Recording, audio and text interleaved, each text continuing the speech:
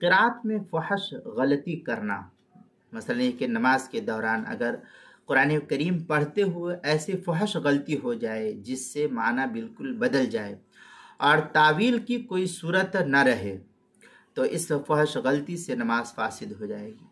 اگر قریب المخارج میں عدل بدل ہو جائے، مثلا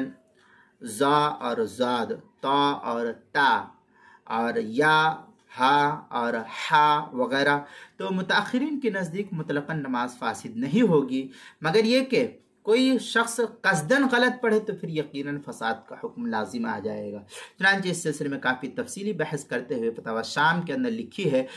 قال فی الخانیہ والخلاصہ الاصل فیما اذا ذکر حرفا مکان حرف وغیر المعنی ان امکن الفصل، اس طریقے کی عبارت جو ہے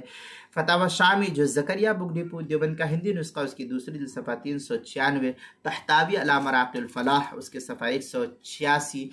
فتاوی محمودیہ اس کی دوسری جلد صفحہ 181 اور ساتویں جلد صفحہ 150 پر اس کو نقل کیا ہے۔ مفتی سلمان صاحب منصور پوری دامت برکاتہم اپنی کتاب المسائل میں لکھتے ایک تنبیہ کے تحت کہ قرات میں جو بھی غلطی ہو اس کے بارے میں صورت واقعہ بتا کر جانکار عالم اور مفتی سے اس سلسلے میں مسئلہ معلوم کر لینا چاہیے۔ اس بحث کو جو ہے کتاب المسائل کی پہلی جلد صفحہ 401 پر نقل کی گئی ہے۔